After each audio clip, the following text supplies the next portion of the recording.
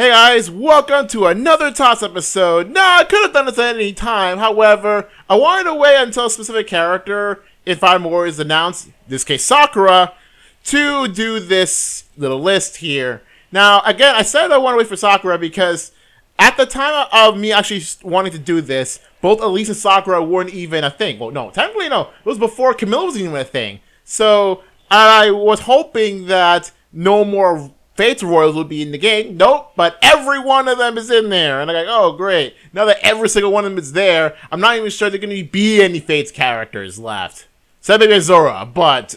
Azura. But, characters I want to play as in Fire Emblem Warriors. Now, this is going to be within the restrictions set by the developers, being only Shadow Dragon, Awakening, and Fates. So just those three games, and I'll make a separate toss when the game, probably when the game comes out, for characters that I want to play as without said restrictions, being anything goes.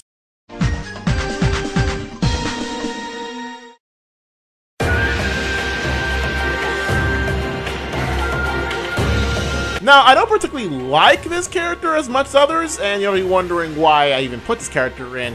Rinka from Fates is because she probably will play differently from everyone else. Mostly because of her central weapon is not an axe per se, it's more like a club, which again functions like an axe.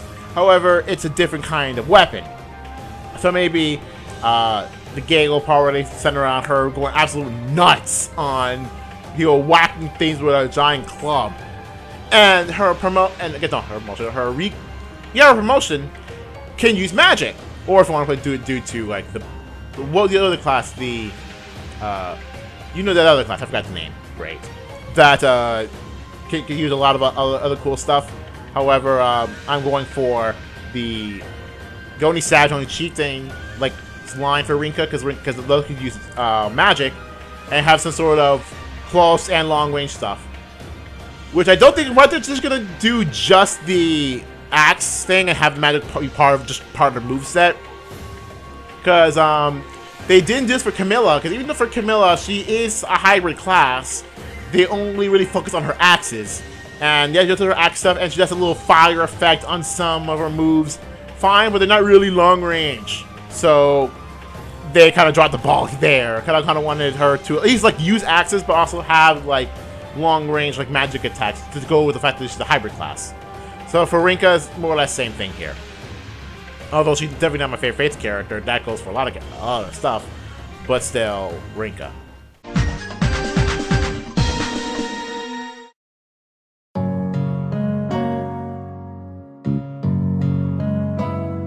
Now, 9, I give this guy a lot of flack for one specific reason, and I'm salty about that, but the reason why this guy is not on the list and not any higher, despite sharing the same name as me, is because the reason why I use him in the first place is because I reclassed him into this game's equivalent of a Wyvern Lord and destroy stuff with it.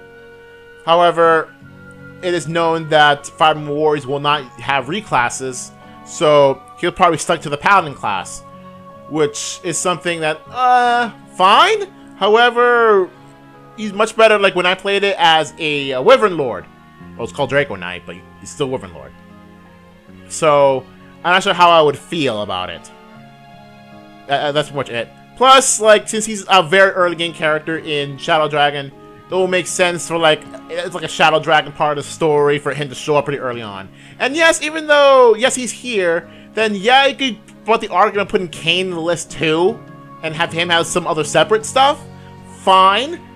Be my guest. However, like, if it's just him specifically, then yeah.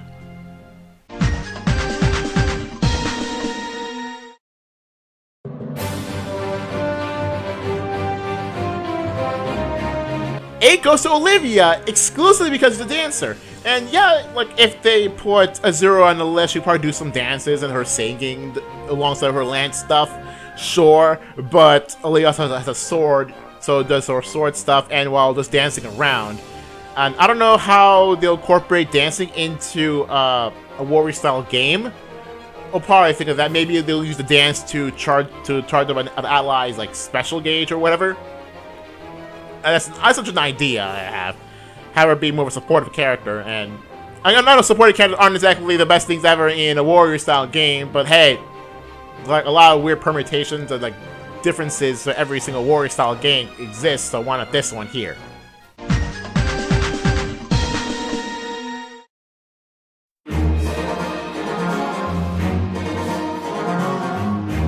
Seven goes to Tiki. Now, the one I'm going for specifically is the adult Tiki. However, due to the amiibo of Child Tiki, then I would assume that she'll probably either be playable or involved with the story somewhat. And the reason why I say this, because I had an argument with Chris about this, is like just because she's an amiibo and she's been confirmed for usage in Fire Emblem Warriors, doesn't necessarily mean she'll be playable. But then again, they also have a thing for Chrom, and he's like the first character to be known. So it's either she's going to be playable or she's going to have some sort of supportive role. Either way, the adult Tiki is on this list. I don't know, maybe it's like she's the more favorable one. Like if it's a Child Tiki as an alternative, fine. Or maybe it's both. Sure, just to have some more Dragonstone users, since Dragonstone is confirmed to have a use in Fire Emblem Warriors. So I was thinking that even though they'll probably load amount of Dragonstones, you'll probably like put it down to like 2, maybe 3 characters. Like that's a pretty good amount. Because we got Child Tiki, adult Tiki, and a 3rd character. I assume it'll be Noe in this case, since who uses Bantu for anything relevant to Shadow Dragon? Not many people. I mean, I didn't even knew about Child Tiki. When I didn't knew that I had to use Bantu to launch Child Tiki, so that's why I never used Tiki before. And I don't think Nagi would be available to play. That'd be really stupid choice. Like it's a super like a last-minute choice kind of endgame unit. But yeah, I would assume that it'll probably be Child Tiki, adult Tiki, and Noe as the Dragonstone users for this game. Both of them be kind of weird as having the 2 interact, but hey, we've seen weirder things.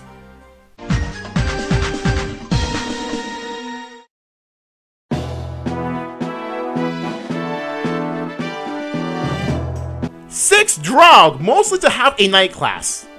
Because the only other night class that's kind of relevant is Effie, but I kind of have a specific problem with having a lot of the retainer characters in.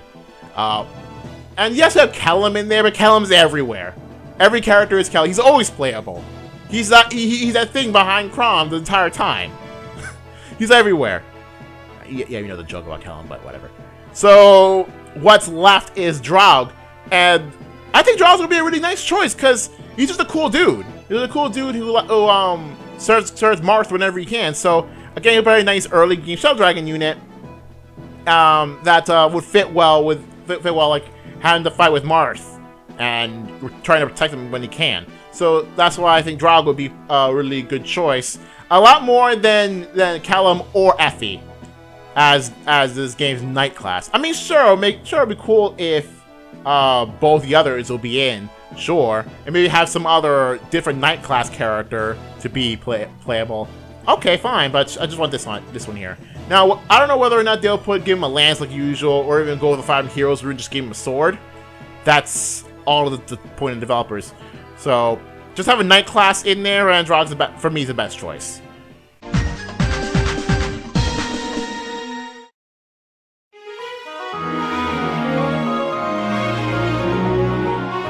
Now, number 5 in this list is a character that, yes, there's already a character like this in already revealed, but I like to because I want like this character is Libra as a war cleric, and yes, Lissa's already confirmed the game as a war cleric, which is kind of weird because it'll make more sense if she's a sage because of the whole Emerald thing, but she's a war cleric apparently, so it'll be kind of hard to put Libra in there for the exact same class, but I don't know, because like maybe there's other characters that are like Libra, but not exactly in Fire Emblem Warriors yet, but I don't know. Hey, maybe if there's like any weird conversation between Libra and let's say Leo, then it'll be kind of interesting. It's like maybe have a hint, a little nod, so to say, to Forrest and how Forrest is like this little girly boy, and then maybe have some sort of offhand comment like saying like Leo saying I hope whatever child I hope my son isn't like this. Or so disappointment towards Libra that Leo's like, I hope I don't have a child like him. Something like that. Just a little nice conversation thing here.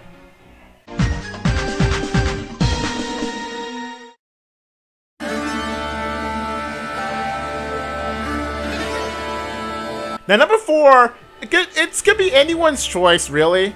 But I choose Flora between the maids and freaking what's his name, Jacob. So okay, so I find the problem with dagger units is that it's not confirmed that daggers, the weapons, will be even available. We know about the other weapon types. We know about swords, axe, lances, bows, tomes, and dragonstones, but not necessarily daggers or shuriken. Well, it's called colloquially daggers, but whatever. So not entirely sure if like the ninja characters or even character like Felicia will even be available, because their only means of attacking is using a throwing weapon. So if Flora is available, or Felicia, they're both like just as fine. But if they are available, if they got daggering throwing weapons are fine, then yeah, so probably a lot more throwing weapons and that sort of thing. I mean, yes, characters like Kaze and Saizo, Kagero, Felicia, Jacob, Flora, any of them is fine. They're fine. It's just like, I like Flora the most because she's a Revelation waifu, so for me, she counts more than others.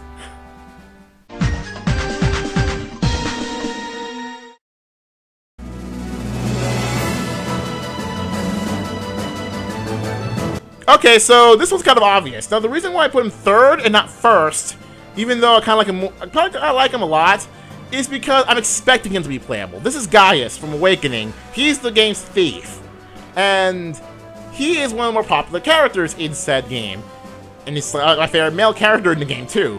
So aside from Inigo, but he's my favorite male character in Awakening, and he's already made it into, like, you know, X-Speed into Fates as Asagi. Fine, but I kind of like Gaius, but I expected him to be playable anyway, so that's the thing right here. So just more of expectation, but he's my favorite male character in Awakening, so he deserves one of the top spots anyway.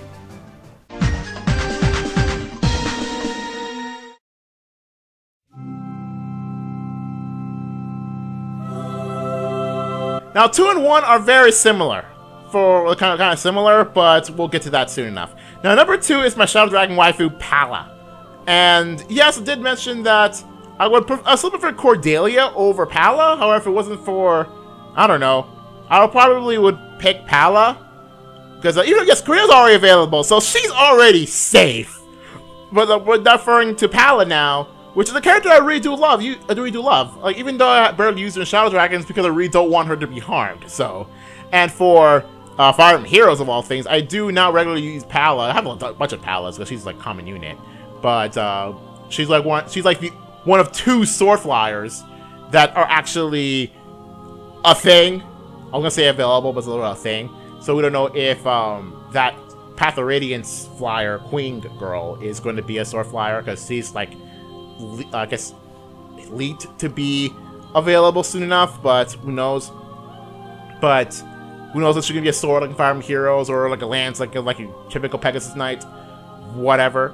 But hey, I like this green-haired chick, so I want my green-haired chick in this game. Okay, okay.